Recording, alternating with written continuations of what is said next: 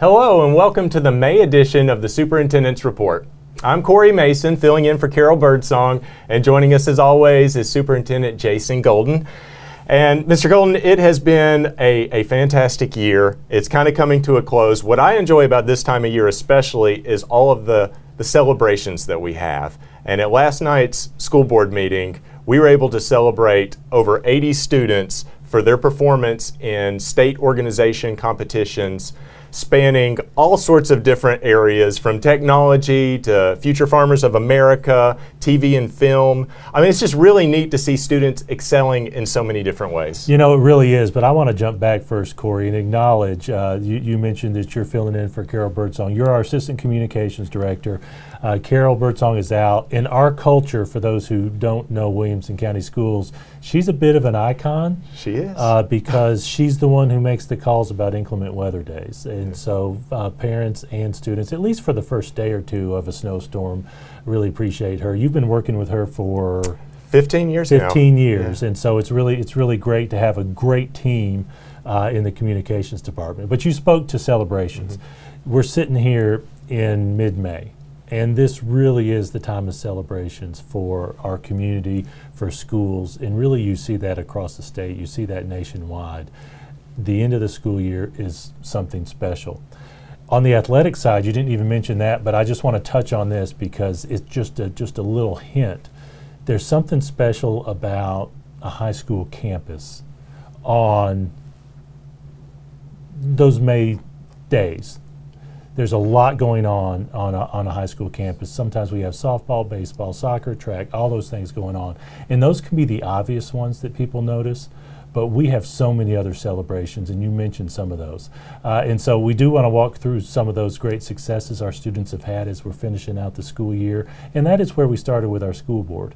You know, we make it a point when we have our school board meetings, we only celebrate state winners and national winners because there's so much success going on in our community. So Cory, I'm going to turn it over to you to give a couple of examples. ACT, those kinds Yeah, I'm of going to things. start with ACT because I was blown away by this when I first was handed the amount of students that earned a perfect composite score on the ACT. We honored 34 students from around the district last night who've, and this is just in the last couple of months, have earned it.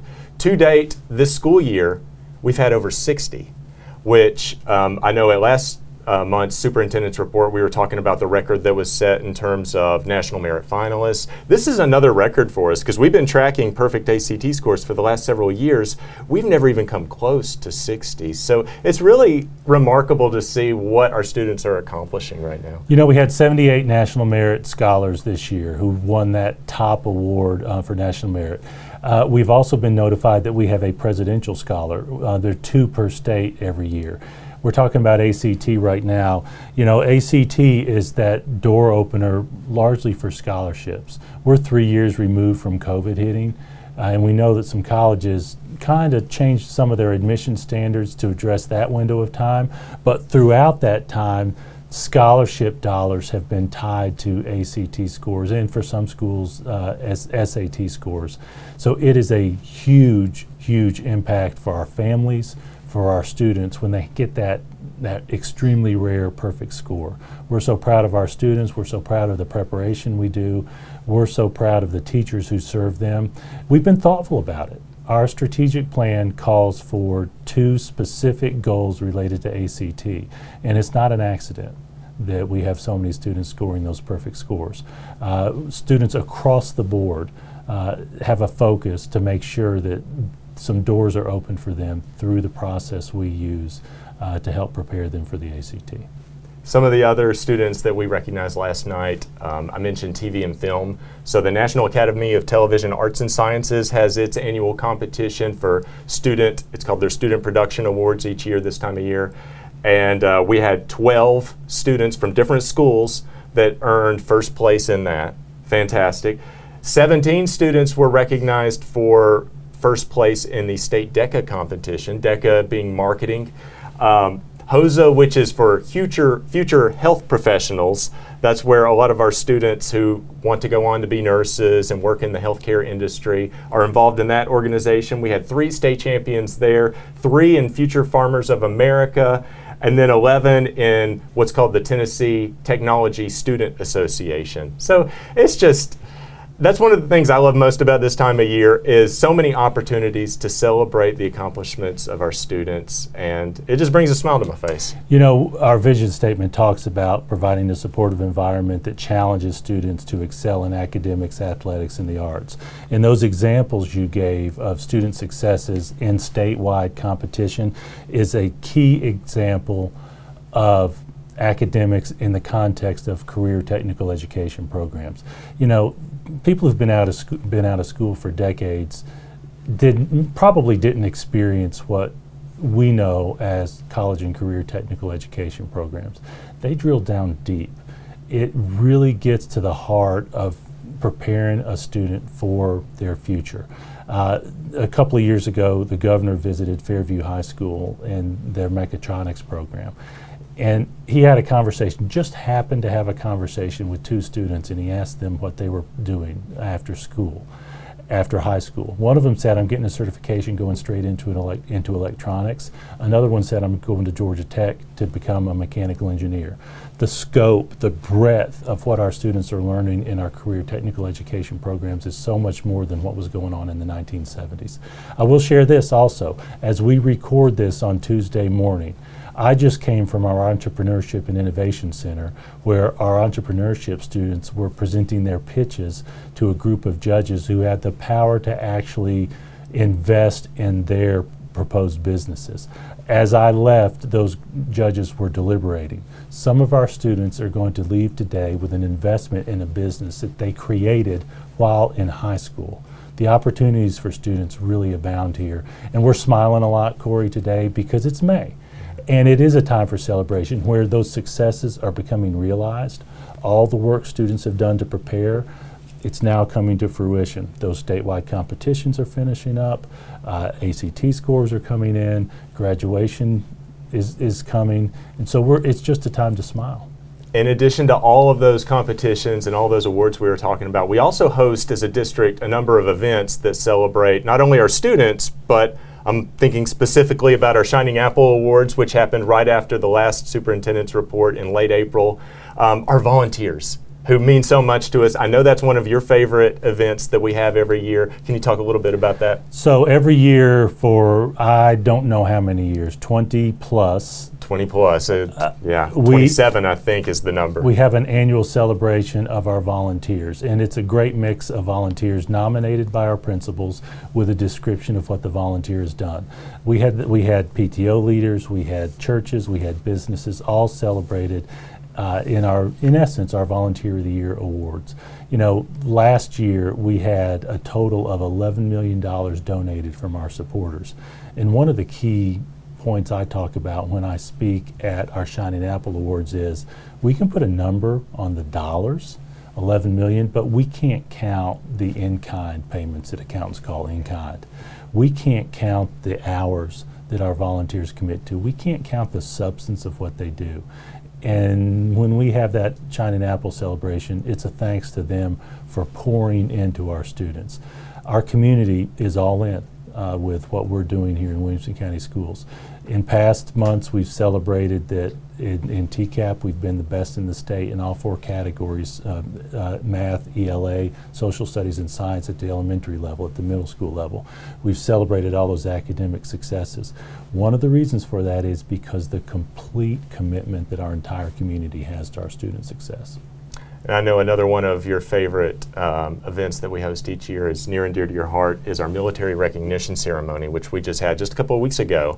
And that's where we get to recognize those students, those soon-to-be graduates, who have made that decision to enlist in the United States Armed Forces.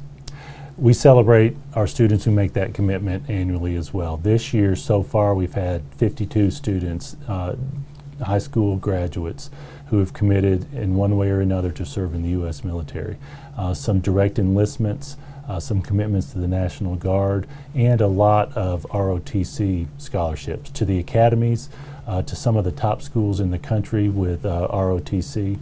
It's a great celebration. And I will tell you that one, we smile, but it's often a tearful experience too for parents, because parents know how serious that is, that their child as a young adult, is committed to serve our country.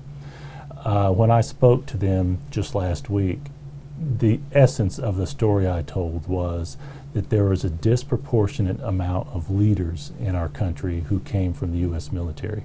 There's something about that training. There's something about following orders and also having the power to make decisions in the moment that grows leaders in our nation. 31 of our 45 presidents served in the U.S. military. Our school board has representation from the U.S. military. Our county commission has representation from the U.S. military. And it is such a tiny percentage of Americans who are on active duty. If I did my math right, 0.4% of the U.S. population is currently serving in the U.S. military, and they protect us. And then when they finish their commitment, whether it be just a few years or 20, a full career, or even longer, somehow, some way, they end up continuing to contribute to our nation. So we're very proud of our students who make that commitment. And then lastly, in terms of events, our fine arts department, our athletics department, they both have sort of end of the year celebrations that are both really cool and unique in their own way. Our fine arts showcase just took place a couple of weeks ago, a chance to recognize over 75 students for their achievements in the arts. But then also it included performances from 15 students, performances, also presentations, that was just remarkable to see. It was so much fun, and of course the Wilco's comes up, that's scheduled for June of this year. Just two really great events to celebrate our kids. So I've already mentioned our vision statement, and athletics and arts are specifically mentioned. We had our third annual arts celebration that included those 15 different presentations or performances from our students, and it ranged from a flautist, I gotta say flautist, I never get to use that word, all the way to someone speaking on the technical work that they do in lighting behind the camera. Violinists played songs. It was an incredible experience. And one really great thing about where we are geographically is we're very close to Nashville, which is a hub for the arts. And the executive director of the CMA Foundation actually participated in the event, and a couple of really neat things came out of that. We have a student who presented on some of his technical work who's going to have the opportunity to participate in CMA Fest and learn from some professionals, take that next step to grow. We also had some students perform the very beginning of a play, 9 to 5, and they are going to have the opportunity to perform at the CMA Fest as well. So a lot of people are coming to Middle Tennessee. The vibrancy of the community is part of it. We are humbled and pleased that part of the reason they come often is because of the schools, and the fact that our community integrates so well to give those opportunities for students is one of the great things here. Yeah, really excited for those kids and the opportunities they have. Switching gears, last night's board meeting. The board approved a number of resolutions. One of them is the annual evaluation of the superintendent, which is a lot of good feedback you get from that. Can you talk a little bit about that process? Well, so we're really here because every month we talk about what happened at the board meeting. And annually in Tennessee, the evaluation of a superintendent is a public event where it's a public record. And so I go through that process. There are 147 school districts in the state where the superintendents go through that process. I see it as a room to look at opportunities for growth. The evaluation was encouraging. The evaluation was positive. So we look at those opportunities. I tend to focus on those opportunities instead of the praise. We've got a great team, and we spend a lot of time over the course of the year working. So I was very pleased that we were able to go through that process. It's difficult for me to talk about because it's on paper it's about me, but the reality is everything we do is about the team. It's about our mission. It's about serving students. So we reaffirm that on an annual basis. And I'm so proud of our team. We have over 4,200 full-time teachers and plus hundreds of part-time teachers. We have support staff. We have 900 or so special education teachers assistants. We have over 250 bus drivers. You think about the scope of what we do and the teamwork it takes to to produce that, to think strategically and to still do the daily work to give our students those opportunities. It's a massive effort. It's hard work, but oh wow, it's worth it. And one of the areas where you were evaluated had to do with the budget and with presenting a fiscally sound plan for staffing and pay.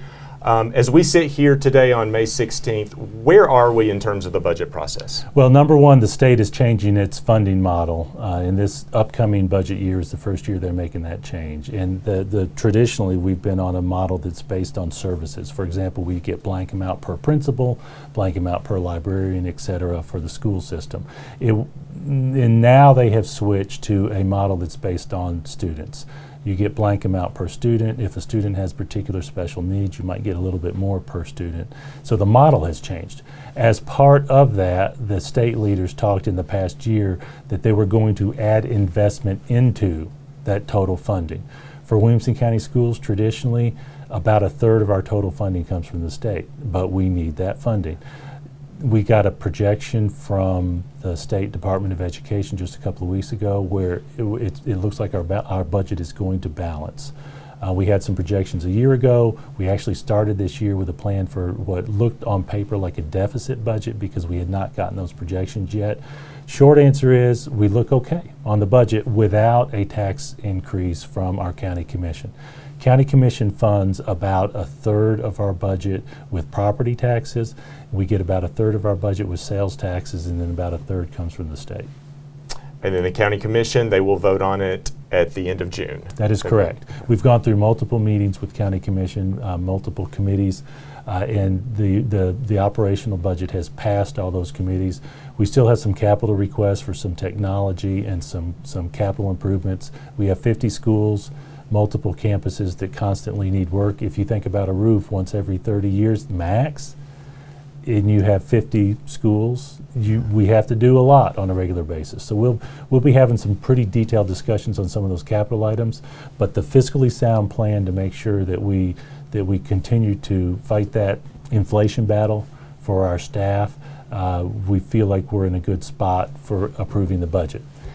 We're not anywhere near where we need to be when it comes to income for our teachers, income for our professional staff. Middle Tennessee is short of staff in a lot of ways because we're such a hub for people coming in. The services have to grow. There's a teacher shortage nationally. We're experiencing part of that. So we know that it's important for us to continue to focus on a livable professional income for our teachers. We're not there yet. We're making some progress in this year's budget, but it still needs regular attention. Another topic that has received a good deal of attention and discussion in recent work sessions and board meetings, and last night I believe there was a vote that deals largely with communications, but is the library materials. For those families who have been following this, can you kind of give us an update on where we are? Sure. So the state over the last few years has passed some laws related to library materials. For us, we have focused on the concept that we need to continue to grow in sharing information with our parents about our instructional materials and about our library books.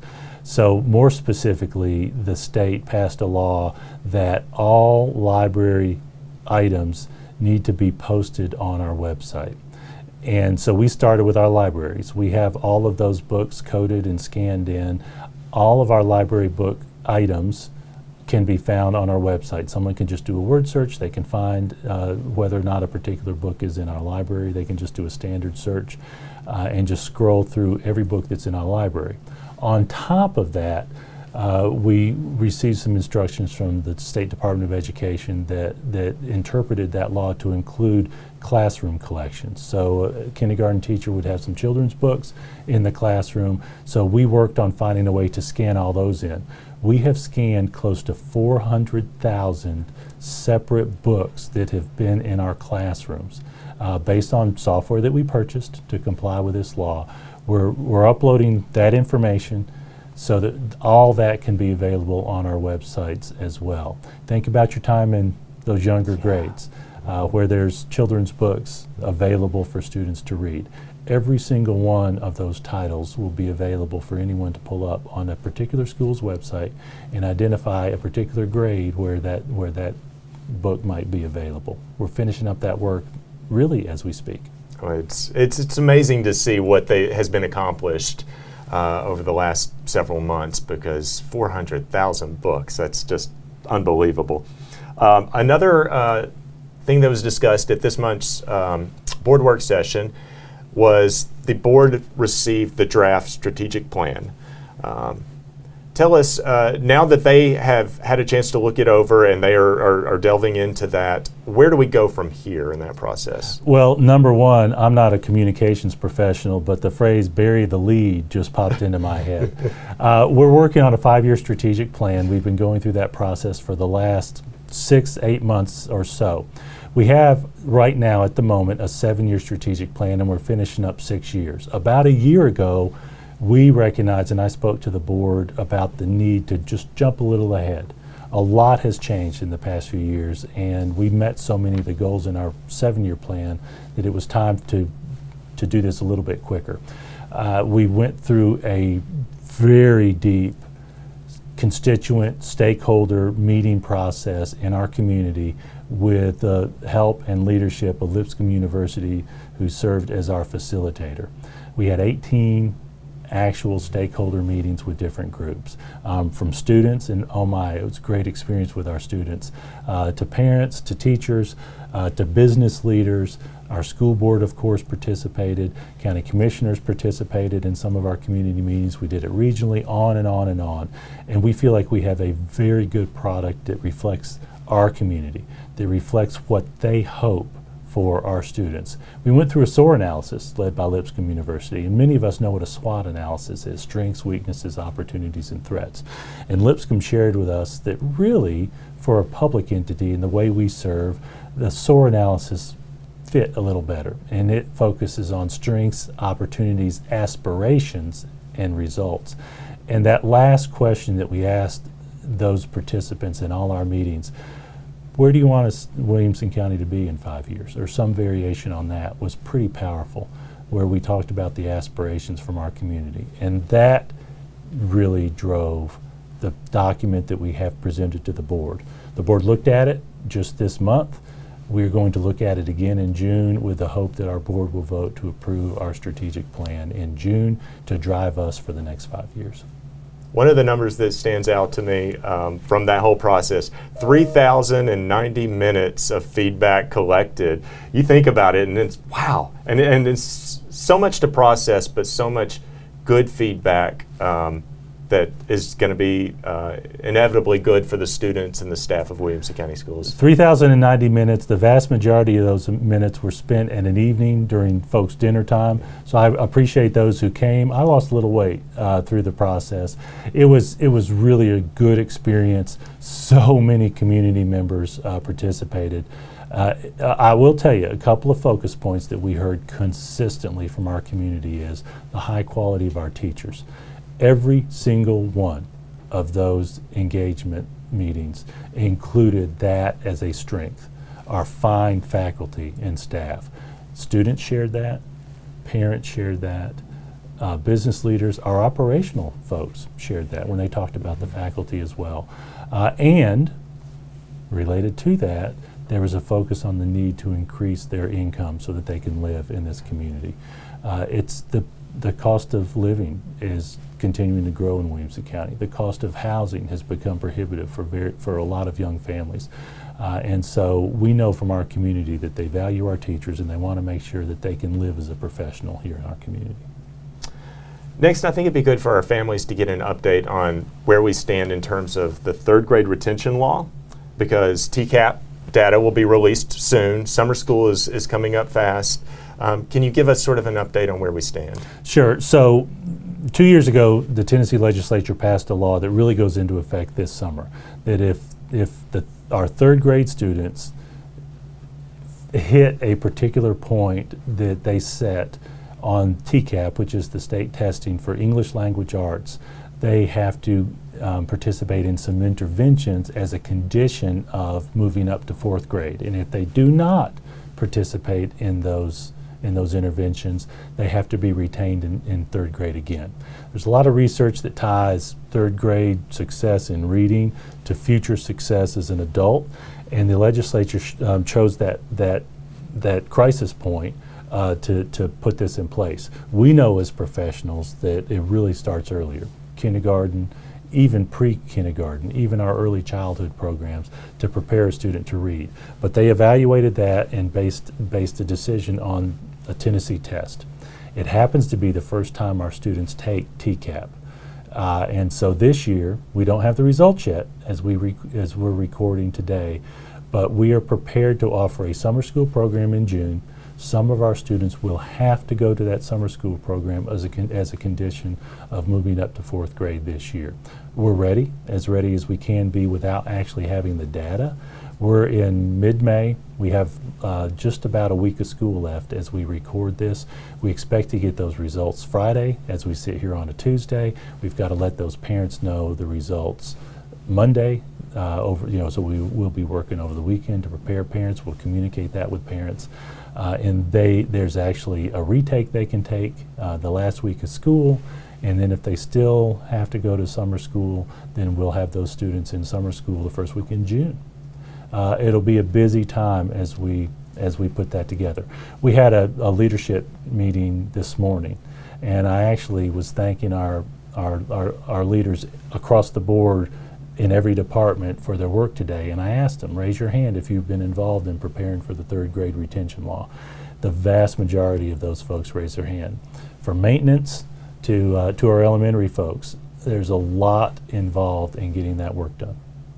It's been an exhausting year for many of us, but also a great year. I mean, it really has. And as the year begins to come to a close, we got a lot to look forward to.